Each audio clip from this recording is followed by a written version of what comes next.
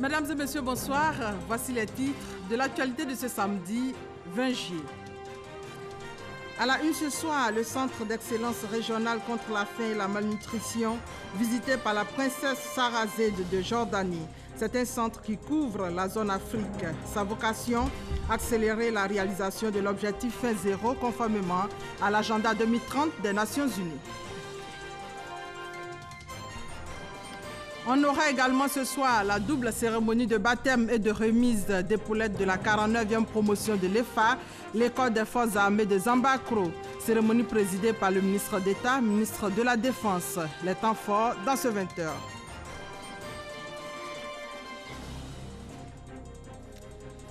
L'actualité ce samedi, c'est aussi le congrès de l'UNJCI, l'Union nationale des journalistes de Côte d'Ivoire.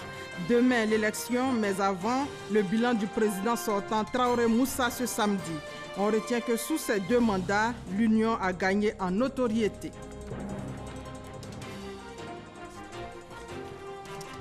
Et enfin, hors de nos frontières, en Afrique du Sud, Cyril Ramaphosa accusé d'avoir trompé le Parlement. Des accusations qui font mauvais effet, alors que Cyril Ramaphosa s'est engagé à tourner la page de la corruption au sein de l'ANC. Et à ce menu, il faut ajouter la page culture qui nous conduit ce soir à Diokwe. Diokwe, la vérité interdite. Mais cette vérité sera sue de tous ce soir grâce au livre Témoignages de Saint-Trabi. Il est journaliste, correspondant, reporter à Fraternité Matin. Bonsoir, chers confrères. Bonsoir, madame. Notre métier nous emmène souvent à être au cœur de certains événements. C'est votre cas, par exemple, sur les tueries de Diokwe. Oui, en effet, j'y étais. Et je suis témoin oculaire de la tragédie qui a eu lieu dans cette belle région. Nous aurons ce soir 10 minutes avec vous pour aller au fond des choses, pour comprendre ce qui s'est réellement passé à Diokwe pendant la crise. Mais avant, nous allons visiter le Centre d'excellence régionale contre la faim et la malnutrition. Son Altesse royale, la princesse Sarah Zeid de Jordanie, était sur place accompagnée du vice-président Daniel Kablan-Duncan. Mahama Traoré pour plus de détails. Éliminer la faim, assurer la sécurité alimentaire, améliorer la nutrition et promouvoir une agriculture durable. Tel est le libellé du deuxième objectif de développement durable que s'engagent à atteindre les Nations Unies d'ici 2030. Avec un instrument clé à l'appui, les centres d'excellence régionaux contre la faim et la malnutrition. Les deux premiers ouverts en Asie et en Amérique ont déjà fait leurs preuves. L'Afrique, avec le soutien du Programme alimentaire mondial PAM, dispose de son centre depuis le 25 mars dernier. Basé à Abidjan, ce centre a été visité ce samedi par la princesse Sarah Zeid de Jordanie en sa qualité de conseillère du PAM. Elle était accompagnée du vice-président de la République, Daniel Kablan-Duncan. Le centre d'excellence et également son ancrage sur l'innovation et le dynamisme va prendre en compte ce que c'est, ce qu'il faut faire pour le meilleur de tous, ce qu'il faut faire pour que les choses soient plus durables et ce qui sera plus rentable, en prenant en compte les différentes contributions que nous observons ici. Et ce partage de connaissances et ce dynamisme va permettre d'aboutir à une certaine diversité, également permettre d'avoir des cultures résilientes. Également la réduction des pertes post-récolte sur la base de ce qui existe dans les autres centres d'excellence. Nous allons tirer profit de cela. Plateforme de partage de bonnes pratiques agricoles entre États, le CERFAM a également vocation à soutenir les États dans leurs efforts de lutte contre la faim et la malnutrition, mais aussi à mobiliser des financements auprès des partenaires. Selon une étude, ne pas lutter contre la faim et la malnutrition coûte aux États 16% de leur produit intérieur brut, PIB. On va directement à Zambakro pour suivre cette double cérémonie en présence du ministre de la Défense, Ahmed Bakayoko. Il s'agit du baptême de la 50e promotion des élèves officiers d'actifs de première année et de la sortie de la 49e promotion d'officiers d'actifs baptisée promotion dévouement et de la 13e promotion des médecins élèves officiers. On fait le point avec Abou Sanogo. École des forces armées de Zambakro. Fête école présidée par le ministre d'État, ministre de la Défense Ahmed Bakayoko représentant le président de la République Alassane Ouattara. En effet, Avant leur baptême, ces 112 jeunes hommes et femmes de la 50e promotion des élèves officiers d'active sont inconnus dans les fichiers de promotion d'officiers. Pour mettre fin à ce statut, Ahmed Bakayoko a procédé à leur baptême. Votre promotion s'appellera promotion émergence. Ils assureront désormais la garde du drapeau comme de tradition.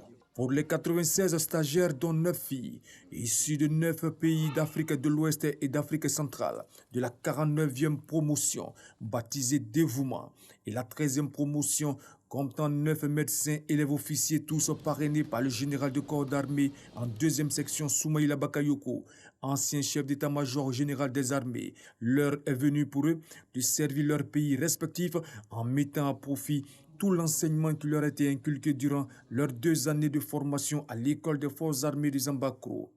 Ils sont élevés au rang d'officiers et reçoivent des mains du représentant du chef de l'État et de leurs parrains les insignes de leur grade. Mais avant, ils vont prêter le serment de loyauté. Soyez dignes des valeurs qui vous ont été inculquées ici. Vous êtes des ambassadeurs éternels de cette école. Donnez-lui donc les raisons d'être fiers de vous par votre exemplarité. Le représentant du président de la République a engagé la promotion sortante à être un modèle. Je voudrais, de façon très solennelle, au nom du chef de l'État, vous adresser toute la gratitude de la nation pour le travail abattu. Je vous engage à adapter la formation de nos soldats à nos réalités.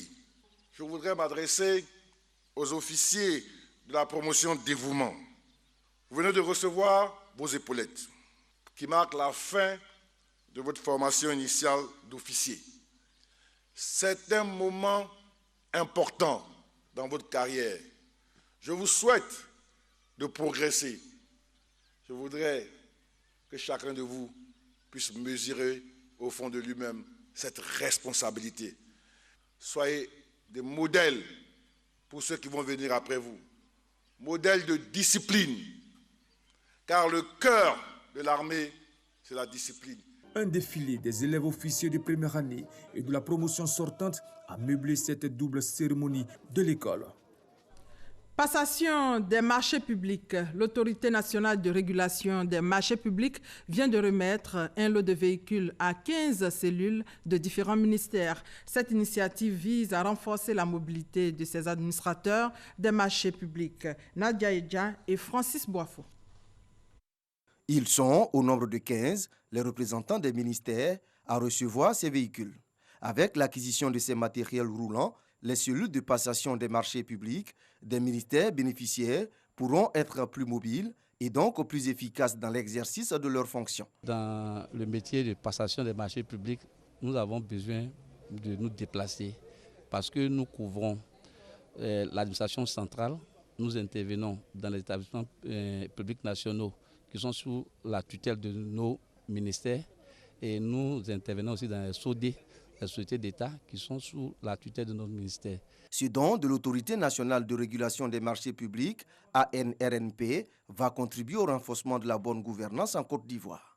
Ces cellules-là jouent un rôle important dans l'exécution des budgets de fonctionnement et d'investissement des ministères. Donc il fallait leur donner les moyens de se déplacer, étant donné que l'activité de la passation des marchés publics demande énormément de mobilité et de déplacement. Koulibaly Nonkarna, représentant le Premier ministre, a salué l'initiative de l'ANRNP. Il est bon qu'en interne, toutes les structures de l'État ivoirien contribuent à la construction de la nation ivoirienne en se serrant les rangs, en s'entraidant. C'est une preuve de solidarité à laquelle est sensible le chef du gouvernement. Ce sont au total 30 véhicules remis par l'ANRNP à ce jour au directeur des cellules de passation des marchés publics de plusieurs ministères. C'est une réponse à la doléance portée par ces agents administratifs en février 2018 lors de la rencontre sur la réflexion des marchés publics à Yamoussoukro. Dans le domaine de l'agriculture, intéressons-nous en images aux journées de l'administration agricole délocalisée. L'édition 2019 a fermé ses portes ce samedi. Édition marquée par des défilés, une démonstration du potentiel agricole des régions de l'Aïmbi, Tiassa et de la Mé. Autre temps fort, le message du ministre de l'Agriculture et du Développement rural. Il a annoncé le niveau d'investissement à réaliser dans ces deux régions, estimé à 144 milliards de francs CFA. Au niveau des médias, les professionnels de l'information membres de l'Union nationale des journalistes de Côte d'Ivoire vont choisir demain, dimanche, le nouveau président de leur organisation fêtière. Le congrès électif a ouvert ses portes aujourd'hui. La suite avec Didier Nguessan.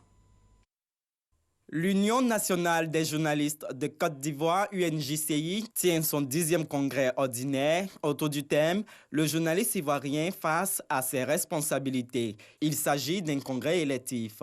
521 journalistes électeurs feront leur choix entre 3 candidats, Jean-Claude Koulibaly, Franck Etienne et Lance Touré.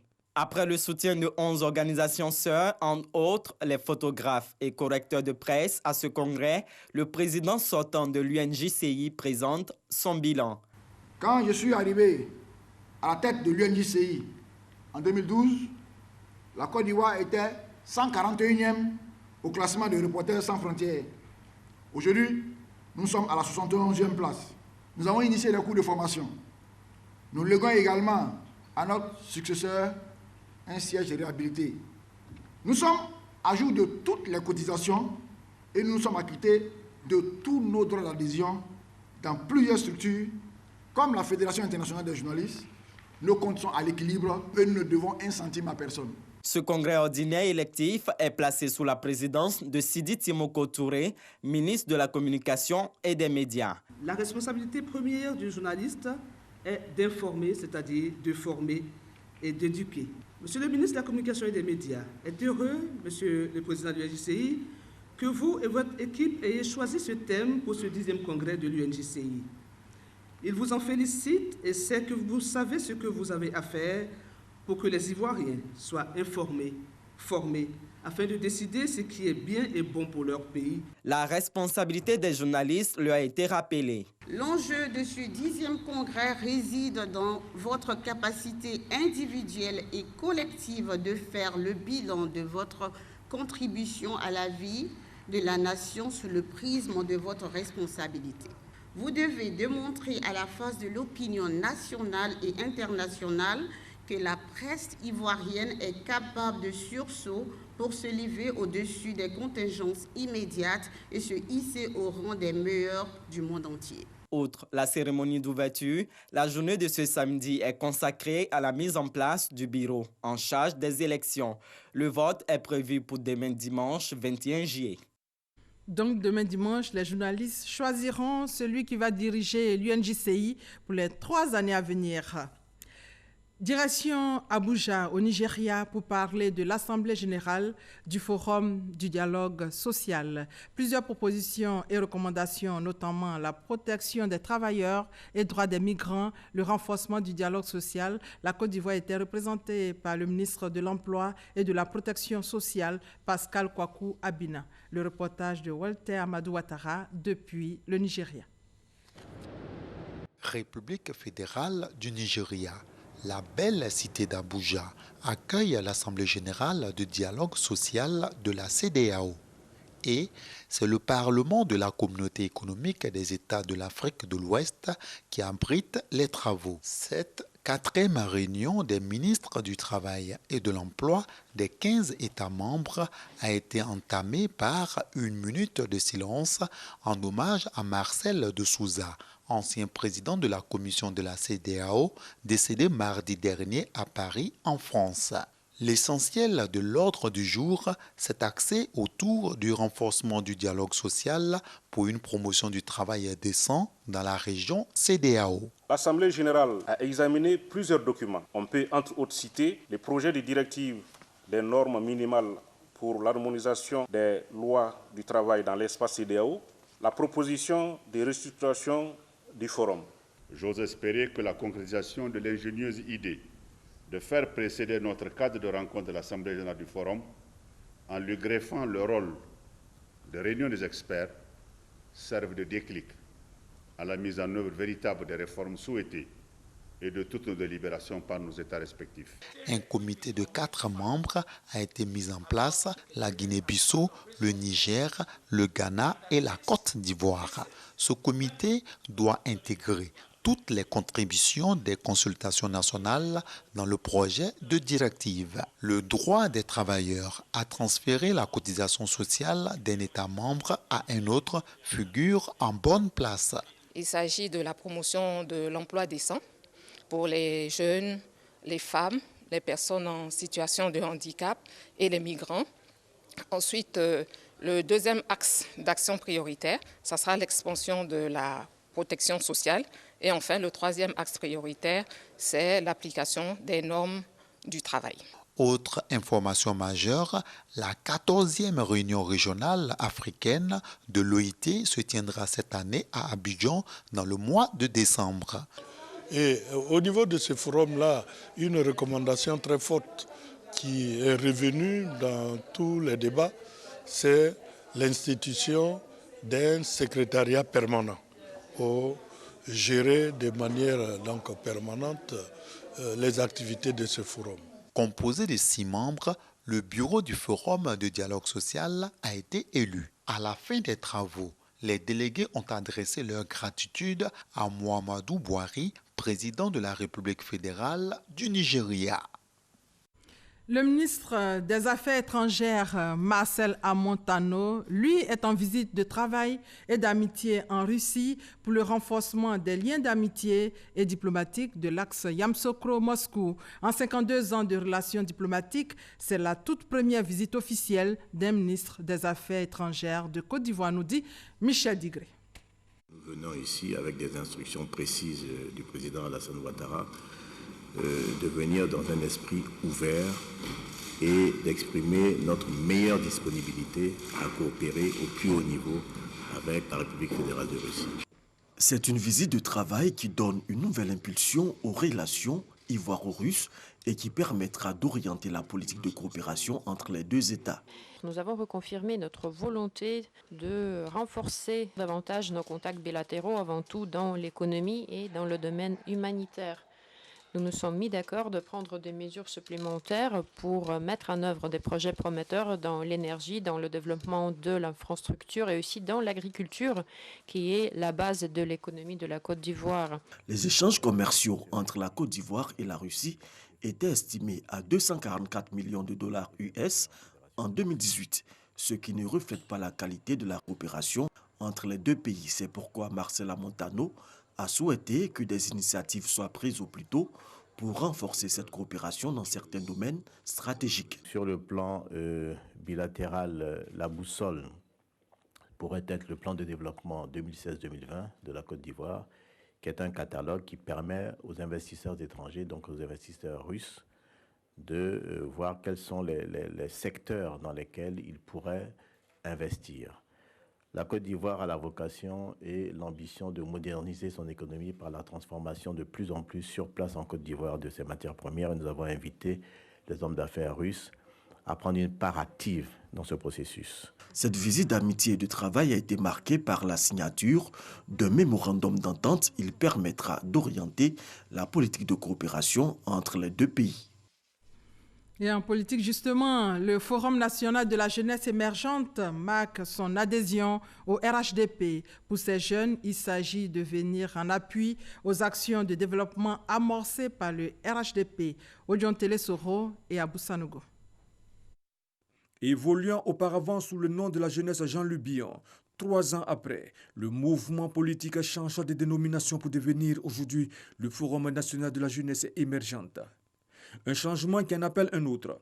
Le Forum national de la jeunesse émergente vire désormais au RHDP, parti pour lequel son président Bertrand Niaouri engage les jeunes à accompagner le rassemblement des oufouettistes pour la démocratie et la paix dans sa vision pour la Côte d'Ivoire. À l'instar du président Félix Houphouët-Boigny, le président Alassane Ouattara est l'une des chances historiques pour la Côte d'Ivoire, son peuple et les générations à venir.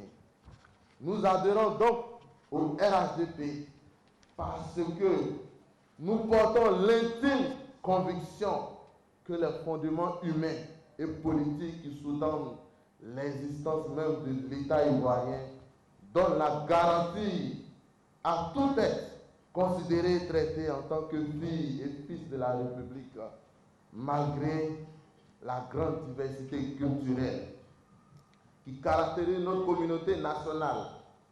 Emboîtant le pas à la première dame, Dominique Ouattara, c'est une démarche du Forum national de la jeunesse émergente qui invite les Ivoiriens à la culture de l'excellence, canal qui leur permet d'être de véritables acteurs de l'émergence de la Côte d'Ivoire. Hors de nos frontières, en Afrique du Sud, Cyril Ramaphosa, accusé d'avoir trompé le Parlement par la médiatrice de la République, juriste indépendante, chargée d'enquêter sur les cas de mauvaise administration ou mauvaise gestion de l'argent public. Des accusations qui font mauvais effet alors que Cyril Ramaphosa s'est engagé à tourner la page de la corruption au sein de l'ANC. Un mot de religion avec le Hajj. Il faut dire que pour accomplir les rites du Hajj, les pèlerins doivent être en parfaite santé. Cela passe obligatoirement par une alimentation saine et équilibrée. Que mangent les pèlerins ivoiriens avant le pèlerinage à la Mecque? La réponse avec Abdoulaye Koné, envoyé spécial à Médine. L'accomplissement d'un Hajj réussi passe nécessairement par une nutrition saine et équilibrée, et cette restauratrice l'a bien compris. Entre nous, on sait ce que les vieilles aiment, ce qu'ils n'aiment pas aussi. Donc quand on regarde ça, on essaie de faire de nos mieux. Les nourritures africaines de chez nous, c'est ça qu'on prépare pour les donner. Ils ne se plaignent pas avec ça, en tout cas. Malgré les mets locaux qui leur sont proposés, certains pèlerins demeurent toujours exigeants. Il y a assez de monde, donc on a besoin un peu plus d'organisation afin que le service soit un peu rapide. Quand on vient de la prière, on est fatigué, il faut faire encore le rang par-ci, par-là, c'est pas facile. Il y a des moments avec, il y a des moments sans. Mais en général, chacun trouve un peu son compte. Et il faut dire que les agents de la restauration sont très disponibles. L'adage dit « mieux vaut prévenir que guérir » et l'avis du médecin n'est pas facultatif quant au régime alimentaire à adopter en cette période. Ce qui est déjà fait, je dirais que c'est tout aussi intéressant. Nos pèlerins arrivent à s'adapter à cette nourriture, mais il faut savoir aussi qu'il y a un petit changement sur le plan nutritionnel. Voilà, c'est des patients qui souvent sont habitués à prendre un peu plus de cabato comme chez nous, un peu plus de fonio pour certains, des féculents qui, ma foi, vont éviter d'être souvent constipés. On est souvent sujet à faire un peu de constipation, mais ce n'est pas mauvais en soi. Ça ne nécessite pas obligatoirement de prendre des laxatifs. Il faut s'adapter à cette alimentation. À Médine, les pèlerins ivoiriens mangent convenablement. Le système de nutrition qui leur est proposé pourrait grandement contribuer au traitement de beaucoup de maladies chroniques. Et comme tous les samedis, c'est votre rendez-vous consacré maintenant à la page culture.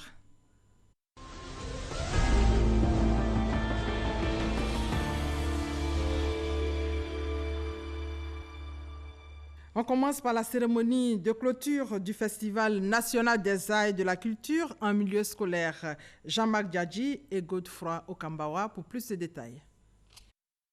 Les lampions se sont éteints sur la 8e édition du Festival national des arts et de la culture en milieu scolaire FENACMIS à Agboville.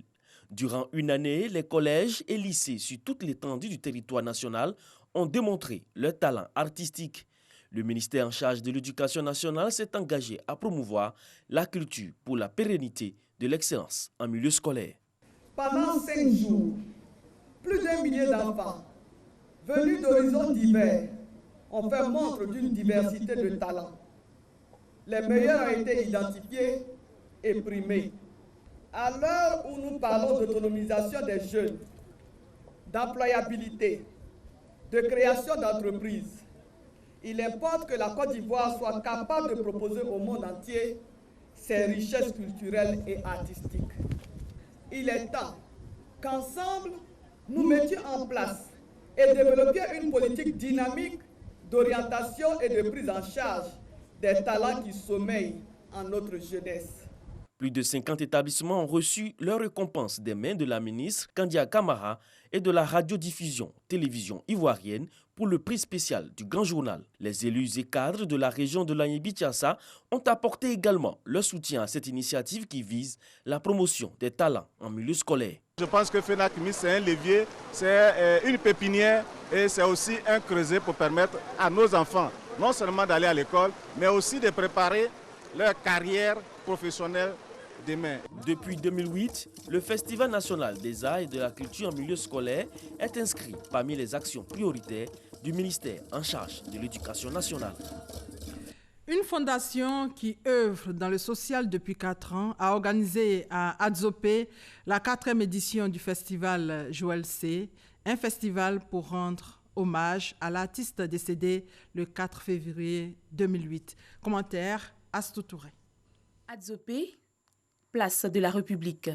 Ici, fanfare, musique traditionnelle et moderne en parfaite symbiose.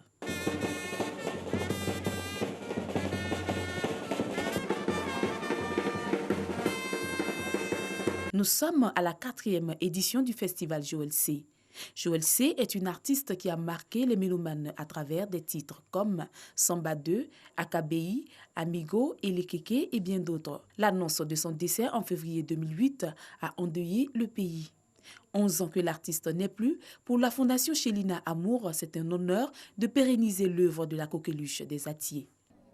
Joël C est allé très loin avec la musique Atier. Je veux que la musique Atier revienne comme avant. Cette édition 2019 articulée autour du thème Kita a pour objectif de promouvoir la cohésion sociale, la réconciliation et le vivre ensemble du peuple Atier. Pour les parents de l'artiste, ce festival est aussi une occasion de reconnaître la joie que Joël C a produit dans le cœur de ses fans. Cette voix vraiment qui a été créée par le Dieu Tout-Puissant, elle nous manque beaucoup. Je suis dans la joie parce que chaque année, elle fait encore revivre ma petite sœur. Ça me donne la joie au cœur. Autorités et chefs du village du département d'Adzopé ont exprimé leur reconnaissance aux organisateurs et aux personnes venues des différentes régions de la Côte d'Ivoire. Nous sommes avec la famille pour dire que nous sommes de cœur avec elle et nous la félicitons pour l'œuvre accomplie depuis 4 ans, qui est donc celle de pérenniser la mémoire de notre sœur, notre fille Joël C, trop tôt disparue et arrachée à notre affection. Nous sommes là ce soir pour nous remémorer certaines de ses compositions. Créée en 2015 à la Fondation Chélina Amour, entend pérenniser la musique de l'artiste Joël C à travers des festivals éclatés en Côte d'Ivoire. La Fondation veut également aider les veuves et orphelins d'artistes décédés. On en vient à la page culture et notre invité ce soir est un journaliste témoin des événements de Diokwe. Saint-Trabi nous parle de la vérité sur les tueries de Diokwe. Rebonsoir, chers confrères. Bonsoir, madame. Avant d'échanger avec vous, nous allons suivre ce reportage d'Éric Goré sur votre œuvre de 163 pages. Regardez. Diokwe, la vérité interdite. Cette vérité interdite est de Saint-Trabi, journaliste et correspondant de presse dans la région de l'Ouest au moment des faits. C'est sa vérité à lui. Un des témoins de ces événements malheureux, c'est un devoir de mémoire pour lui. Pendant la dédicace de son livre, toutes les couches sociales étaient représentées, en majorité composées des ressortissants de la région du Grand Ouest. Cet ouvrage doit interpeller nos consciences pour ne plus que ce genre de situation arrive, selon Évariste Miambli, député à l'Assemblée nationale. Aujourd'hui, le constat il est là, la réalité est là. Nous devons passer à des solutions. Et les solutions que nous avons proposées, nous, en tant que députés et fils de l'Ouest, c'est une loi d'amnistie. Pour que nous pensions le plaid et nous regardions l'avenir avec sérénité. Dans tout peuple, il y a souvent des écarts. Dans toute l'histoire du monde, on a connu souvent des guerres. Mais on part de ces guerres pour préparer l'avenir avec sérénité et objectivité. Diokwe, la vérité interdite est un ouvrage de 166 pages disponible depuis juin 2019. Donc, Diokwe, la vérité interdite est disponible depuis un mois, c'est ça? Pourquoi la vérité interdite? Maxi, je pense que pour moi, la vérité interdite, c'est la vérité que les gens n'osent pas dire. C'est-à-dire la vérité que les gens cachent. Les gens cachent quoi? La vérité qu'on cache. Parce que vous voyez, pendant la crise, tout le monde est brave. Mais quand on finit, la crise prend fin, les gens ont honte de leur passé. Et moi, je rappelle le passé de chacun, de tous les acteurs. Pourquoi revenir maintenant sur cette vérité? Vous voyez, à un moment donné, chez nous au village, quand vous portez un lourd fardeau, chez moi à Zorofla, quand vous portez un lourd fardeau, vraiment vous êtes fatigué, vous êtes obligé de décharger. Donc pour moi, c'est une manière de... Je ne veux pas être complice d'un silence coupable. Et donc, pour moi, c'est un témoignage pour l'histoire, pour dire aux Ivoiriens, faisons attention. On a déjà frôlé le fil, on a atteint vraiment le fond, faisons vraiment attention. Il y a beaucoup de gens qui ne savent pas ce qu'on appelle la guerre. Ce que nous avons vécu, c'est plus grave.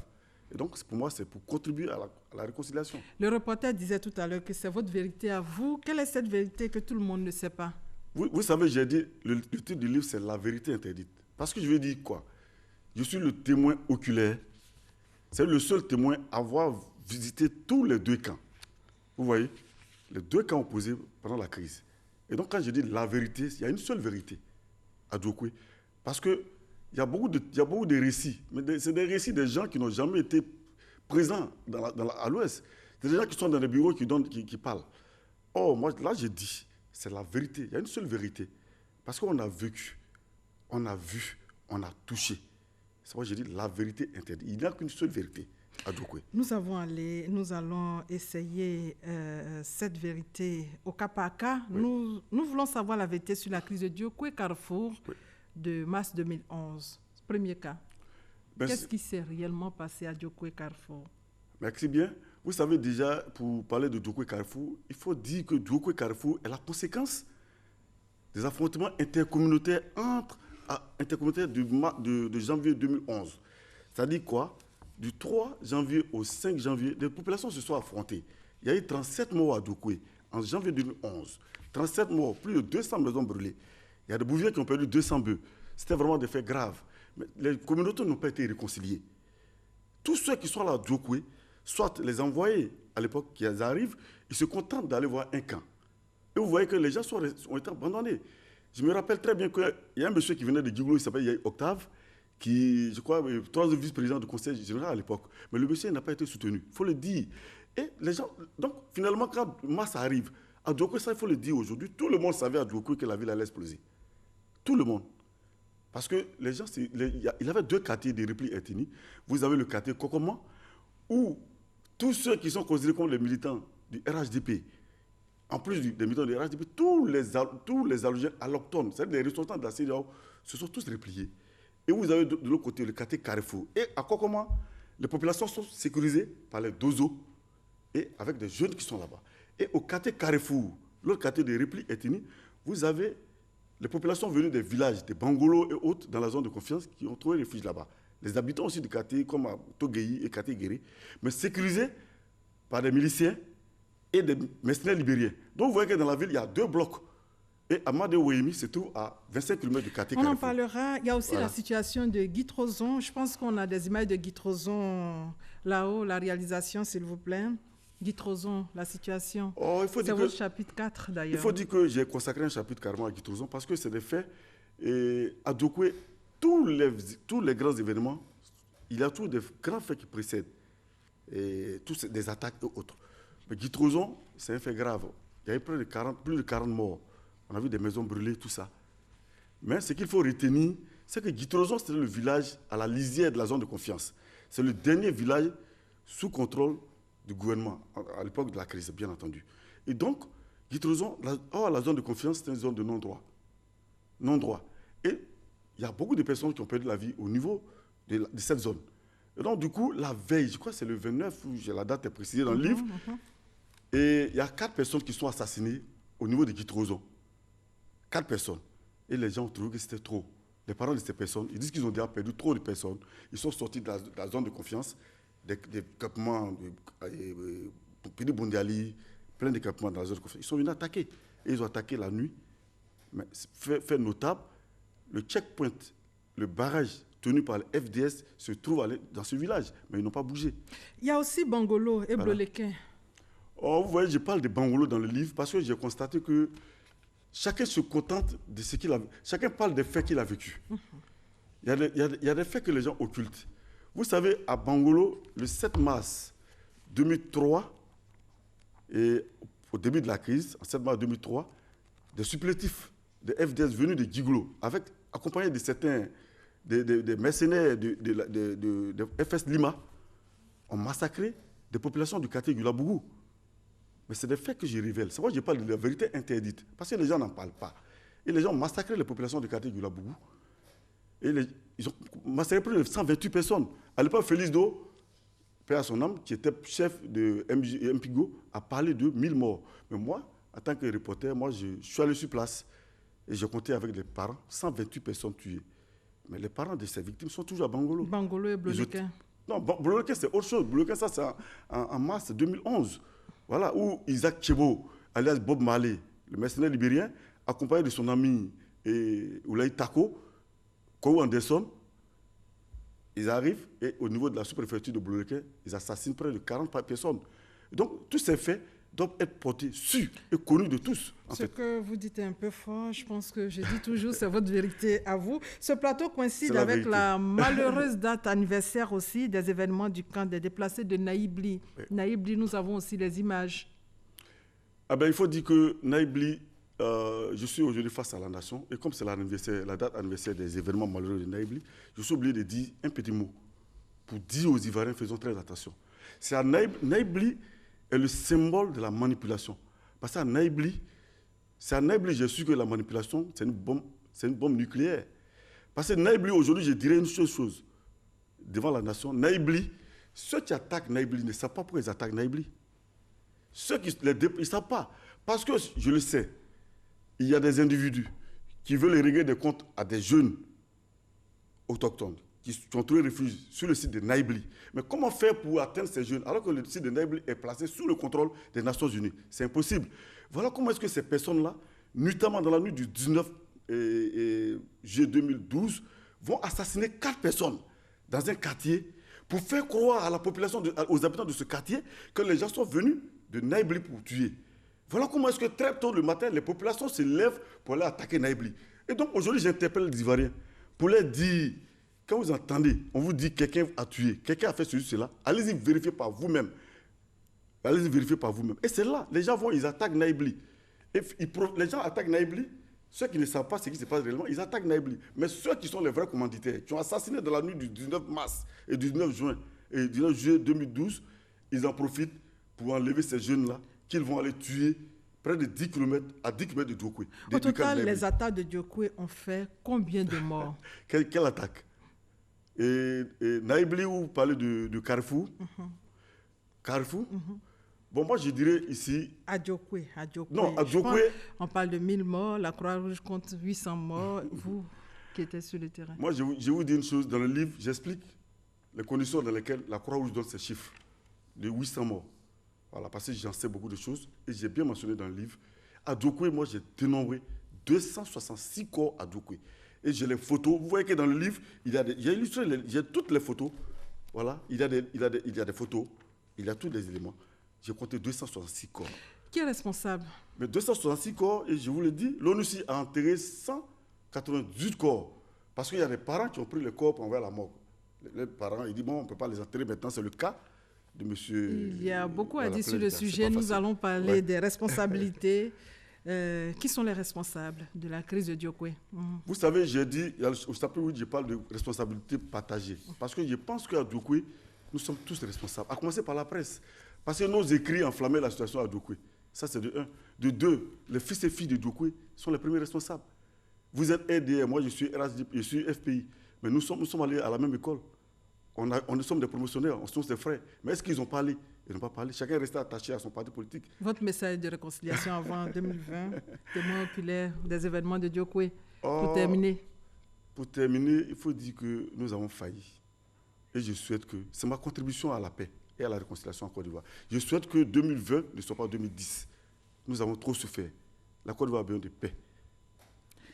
Des voix morales, des voix de vérité, vous avez écrit un livre, témoignage pour l'histoire, afin que personne n'ignore la vérité sur les tueries de Diokwe. Merci Saint-Rabi d'être passé sur notre plateau pour nous parler de cette vérité interdite sur la crise de Diokwe. Merci pour l'opportunité. Voilà, merci à vous de nous avoir suivis et bonne soirée à tous.